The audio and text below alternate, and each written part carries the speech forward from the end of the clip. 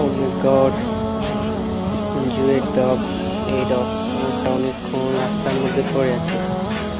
আমরা টিমকে খবর দিয়েছি, তারা দ্রুত এসে এটা চিকিৎসা করে।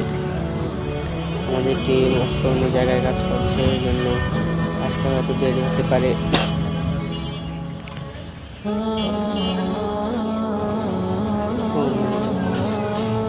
কুকুরটি অসুস্থ, আমরা তাও চিকিৎসা করেছি আজকে, এটি বর্তমানে সুস্থ আছে। তার পরবর্তী আমরা অন্য একটি কুকুর দেখবো, এটাকে ছুরি দিয়ে আঘাত করা হয়েছে।